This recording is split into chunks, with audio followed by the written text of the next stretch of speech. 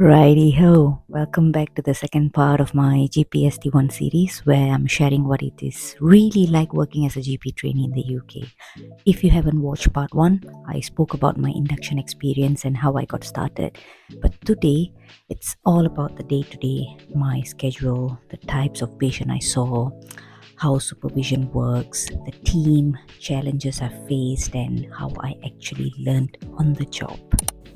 So, let's start with what a typical day looks like for a GP trainee in Wales. I'm full time, which means I work Monday to Friday, 9 to 5. Pretty standard hours, right? But here's the twist. Thursdays are different. Half the day is for teaching, kind of like classroom time where all of us GP trainees get together, swap stories and learn from each other. The other half is what called as self-directed learning. That's basically protected time where I can choose what I want to do to improve my training. For example, I've shadowed in sexual health clinics, visited community mental health teams, and even spent time learning how GP referrals are being triaged. Other times, I'll just use it to study, catch up on audits, or do some quality improvement project. It is flexible, which is great. So technically, I'm only in the GP surgery for 4 days a week. Now, when I first started, I was seeing about 6 to 7 patients a day. That's it. It sounds light, but it gave me time to get used to the computer system, learn how the practice runs, and just build my confidence. Over the time, the number crept up. By end of 6-month placement, I was doing like 20-minute consultation, whereas most qualified GPs are expected to do 15 minutes per patient. And honestly, those first few months weren't about exams at all. So it was about finding my fit and figuring out things like e-portfolio. Trust me, the e-portfolio is a whole piece on its own. It took me a solid 3 months to properly get the hang of it. As a GP trainee, I also have to do workplace based assessment, or WPA for short. Sounds scary, but it's basically about proving that you are growing into the role of a safe and competent GP. There are 13 different areas of professional capability. Why you need to show evidence for. What does that mean in real life? Things like writing up cases you have seen, discussing tricky cases with your supervisor, doing quality improvement projects, collecting feedbacks from colleagues, and of course, ticking off those mandatory trainings like safeguarding CPR. Oh, the sun is bright. Okay, and on top of that, I get a weekly tutorial session with my supervisor where we kind of can deep dive into topics or just check in on how things are going. Now, let's talk routine. At first, my patient slots were 30 minutes long, which gave me breathing space, of course. As I got more confident, that dropped to 20 minutes, and I started to get more efficient and more focused in my consultation.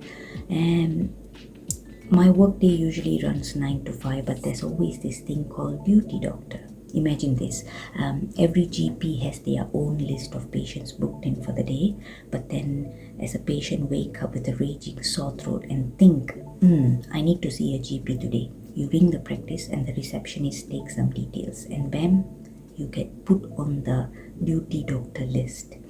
The duty doctor's job is basically like firefighting. They ring the patient, they decide who needs to come in, and sometimes sort things out on the phone, like giving antibiotics for a water infection and asking for a urine sample.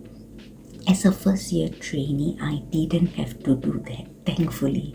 Can you imagine me triaging 40 calls on my first week? Nope. But later in my training, though, we do start learning it with supervision. So now let's quickly talk about England versus Wales pay difference, because people always ask me this. Wales uses the older 2002 contract, which means your base look lower, but you get something called banding, extra money for unsocial hours like evenings and weekends. And here's the kicker.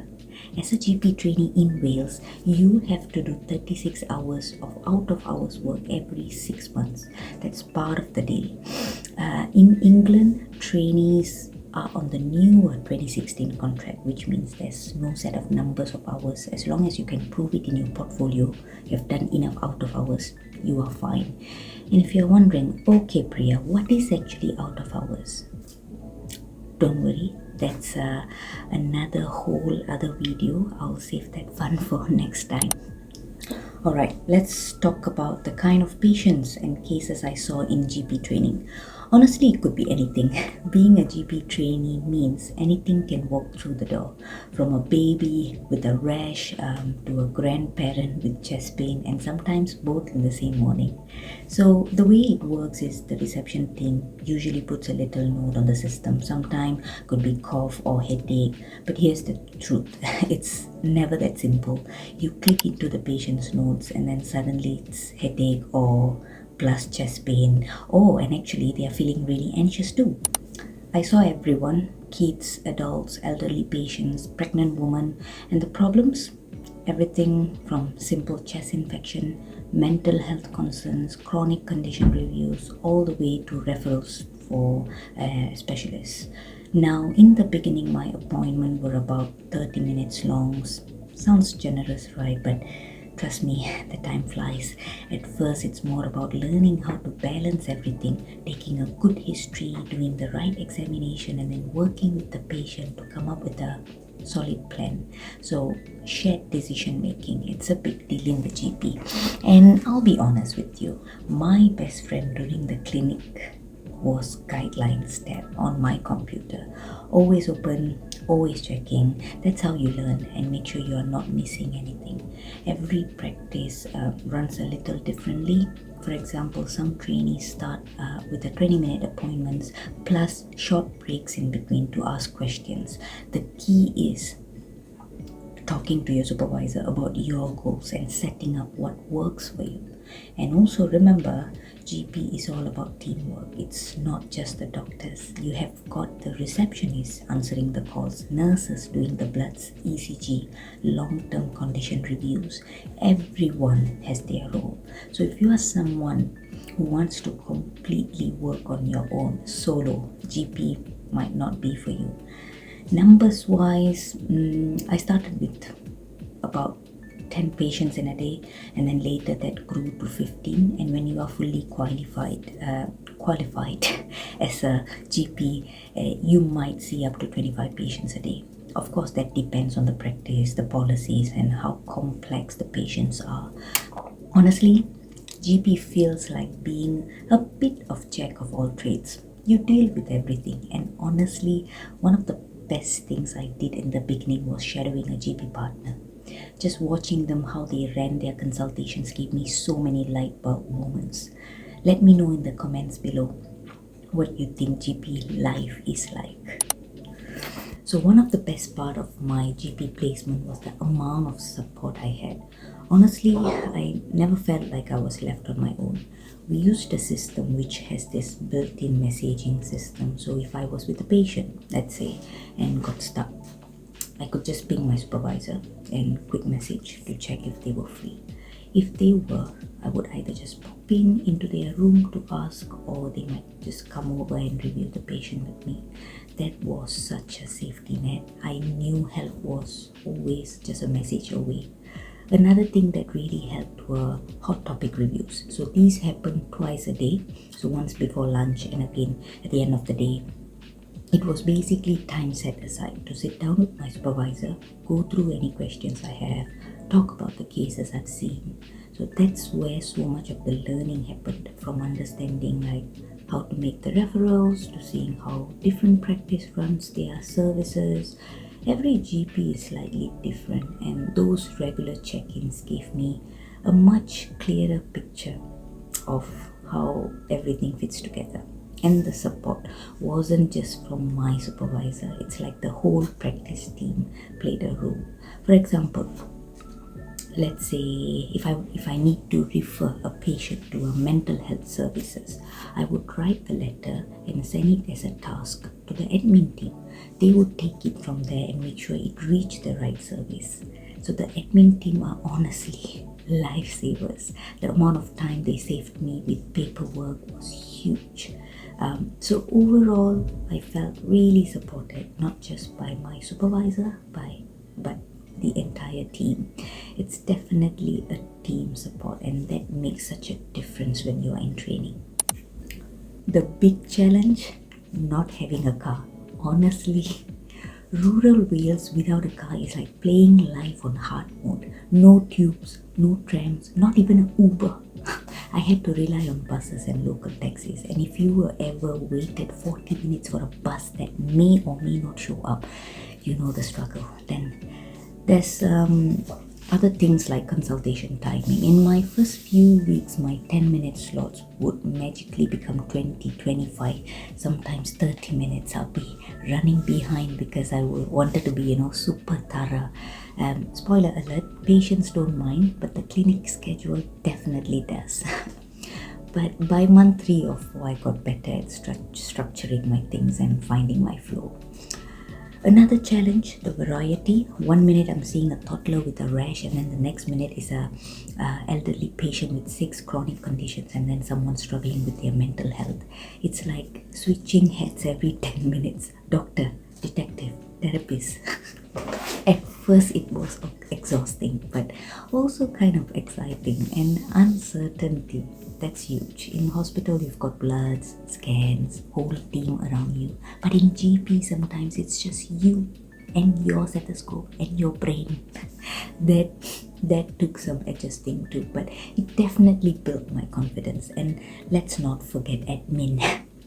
Letters, referrals, blood results, and honestly, if it wasn't for the admin team, I would still be drowning in paperwork. They are the unsung heroes of the general practice. Oh, and switching off after work? Yeah, not easy. At the beginning, I used to replay consultations in my head at night, worrying if I missed something. But with time and support from my supervisor, I learned to leave work at work. Otherwise, you would burn out quickly. Change of scenery. So, how did I actually learn? Firstly, every consultation taught me something. I interacted with so many personalities in a single day. As a trainee, I was constantly trying to stay focused on the main complaint, but sometimes I get sidetracked by secondary issues, which made the consultations even longer. So, to help myself improve, I just kept a patient log diary, just a few lines every day on the history, the diagnosis, and what did I reflect based on that patient consultation. So on my bus ride home back then, I would go through it, kind of like active recall, which really helped to reinforce what I've learned. But the biggest shift for me was realizing you are not in school anymore. You are a doctor in training. You are responsible for figuring out your own gaps and taking steps to fill them. I learned to be independent with my learning. I made an effort to join the coffee breaks, have chats with the team, set up mini teaching sessions, and just build rapport with everyone. That's honestly where a lot of the learning happens, not just in the consultation room, but around the people you work with. Right, we have come to the end of the video. This one was a little longer than usual, so I hope I didn't confuse you too much. And if you are a new GP trainee watching this and feeling nervous, trust me, I've been there. It's completely normal. My biggest advice for you, honestly, just go with the flow. Don't be afraid to ask questions. Keep learning as you go, and most importantly, be kind to yourself. You are not supposed to know everything from day one. None of us do. So take a deep breath, trust the process, and remember, it really does get easier with time. So that's a bit about working in GP as a trainee. Has been like for me, the good, the tough, and all the learning curves along the way. If this video helped you, or if you want to share your own experiences, drop a comment below. I would love to hear from you. And if you haven't already checked out the part 1 where I talk about the induction part, don't forget to hit that subscribe button if you want to follow along with my GP training journey. I've got more vlogs and reflections coming soon. Thanks so much for watching, and I will see you in the next one. Take care. Bye. Right, I'm not going to show you too much, but I'll just, from a bit further show you that. So that is my section, and I have to see my patient for 20 minutes, and then I'll have a bit of a catch-up session, and then I see patient for 20 minutes. That goes on for the whole. It's not bad at all.